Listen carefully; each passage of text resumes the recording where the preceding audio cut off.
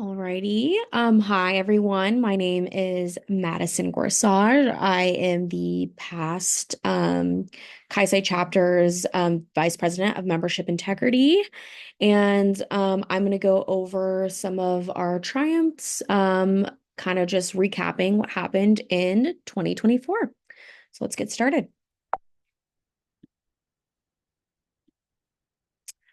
All right. So, in terms of retention for the chapter, we saw some very interesting trends in 2024. And I took all of this data starting from July of 2023 all the way into the summer of 2024. And during this year-long span, we had a total number of 26 self-suspensions within the chapter. And the largest number of those actually taking place in April of 2024. So this is right before the end of the spring quarter and kind of moving into the summer. I know that just as a whole, a lot of the members of our chapter that were self-suspending during that time, many of them had to do with cases of that they were going abroad in the fall and just could not afford to do both at the same time. And then just a little statistic here, about 58% of those who suspended in that time span were all of juniors standing. So no, not quite seniors, but the senior population would be the next highest of the self suspensions within the chapter. So, here are some ways that we as a chapter kind of work to keep girls engaged while in their time in the chapter.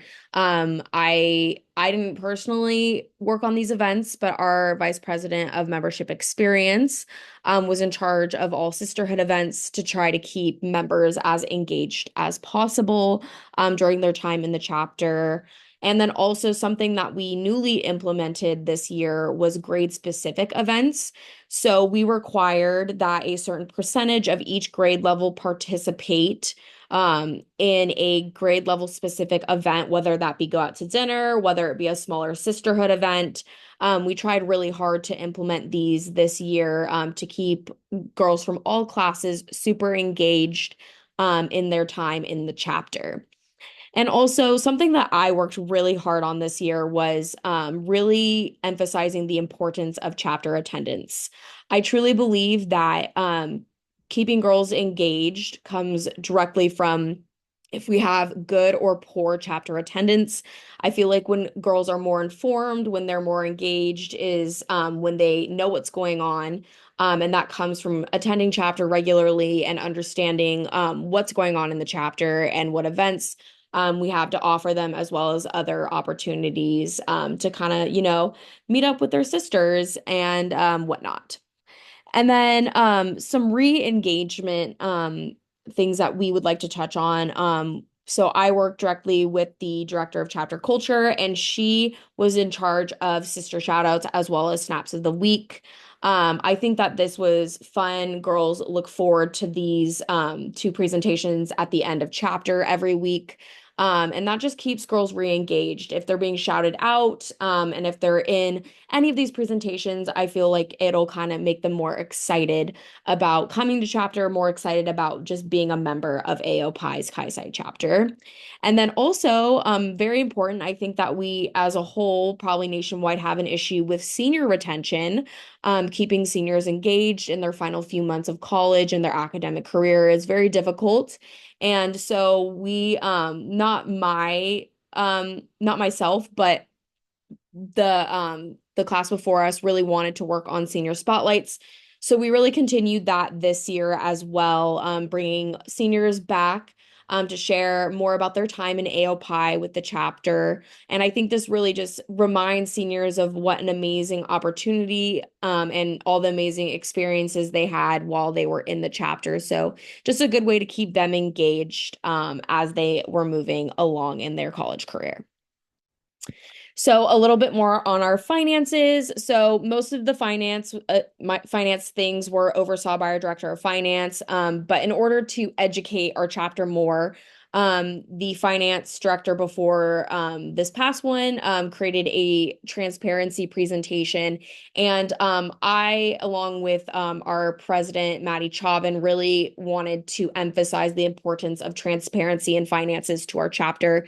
So we made sure to continue implementing these transparency presentations with our chapter, really going in to like what exactly all of their money was going to, breaking it down to like the minutest of chapter dues that were being paid. I know that I worked very closely with our director of finance to make sure that if girls had any questions regarding anything that they were paying in Bill Highway, that we made it quite clear to them where exactly their money was going and how it was going to be allocated. So I think we did a pretty good job of this. Obviously, finance is an ongoing battle.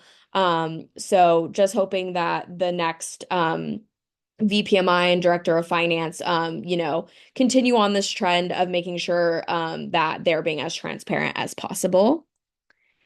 And kind of going more into, again, a little finance, but more budgeting with all of our different branches of the chapter. So the director of finance oversaw a shared budget Excel with all the VPs. This is where they could all reference, um, and they each had their own budget tab. I wish I had access to the document. Unfortunately, do not. But each tab went into directly what each VP was able to spend, what their limit was, as well as an easy calculation for possible expenses that they may run into along the way. And I think that this is a great thing that the chapter continues to use as a great way to, plan accordingly, plan ahead. I think that's always important when it comes to finance and budgeting. And I know that during my time, we had a little bit of unforeseen expenses that things that you can't necessarily plan for. But I think my director of finance handled everything with grace and everything worked out. All right, and now into the more exciting stuff. So our risk management plan. A lot of this stayed the same from 2023, but I personally have a very strong place in my heart for risk management. I think that, in order to have the fun things, you have to be able to, have safety and have regulation. So I made sure to continue on the trend of quarterly policy presentations at the beginning of every single quarter at Cal Poly. I would stand up and present in front of our chapter, just reiterating the chapter rules and regulations in terms of drug policy, hazing, things of that nature, just to make sure that girls know that not only was this unaccepted and would be grounds for serious punishment, but also that I was a resource to them if they needed me for anything regarding any of these issues. And then we also continued the implementation of pre-event expectation presentations. And on the next slide, I will show you some examples of some slides from that. And these presentations just gave detailed event logistics, as in like where buses would be picking girls up, what time they had to be there, where the event was, and things of that nature. And of course, these presentations always reinforce chapter safety policies and, what the consequences would be if poor choices were made at the time of the event. Not really to scare, but just to reiterate that these rules are in place for girls' safety for most of all, And we also continue to implement our sober monitor trainings. So the women that were chosen to be sober monitors for any of our big events or any event at all, we made sure that those women were properly trained on how to take their job seriously and also, if need be, spring into action to minimize any harm or damage that could have been done. And then also our post-event recaps before and after every single event that we have had in our chapter whoever the head sober monitor is for that event will send a recap to myself, the president, and our chapter advisor, along with our advisor for membership integrity, just to keep tabs on all the things that were going on at these events if we were, for whatever reason, unable to attend, and address situations and issues accordingly. And of course, risk management and safety trainings are required by the fraternity and sorority life. So they are called SMRT trainings, and everyone in Greek life is required to attend one training a year. And I try to encourage my girls to go the beginning of the school year, so in the fall, just so they're able to attend events and able to properly fulfill their duties as sober monitors, to keep the chapter safe. And then here are some presentation slides that I made for this would have been. Oh gosh. This would have been in the fall, so it would have been our date party in the fall. And so here's just an example slide of what the behavioral expectations are of the women who are attending this event. And then also a sober monitor overview, kind of just explaining the role of what being a sober monitor is, and explaining to the general chapter that they're there to, first and foremost, keep every woman and all of their dates safe, and not to punish or send anyone home if that be the case. So while I think that it's important to, show empathy and show that, we're not here to get girls in trouble, it's also important to reiterate that we're here to help them, we're here to keep them safe, and sometimes you just need a strong hand to really drill that in. And then just in terms of collaboration, I think this role is super collaborative with all the other sectors of the AOPI chapter. Obviously, I worked quite closely with a lot of the other VPs. I worked extremely closely with, vice president of operations, as well as the president on attendance and, bigger matters within the chapter. Obviously, most of them being safety and risk related.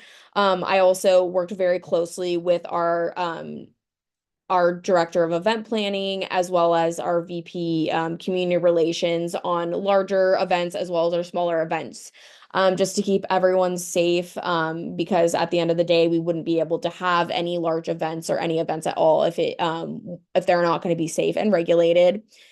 And then obviously I work directly with the director of finance, as well as director of chapter culture within my own branch, to keep girls engaged as well as informed on finances.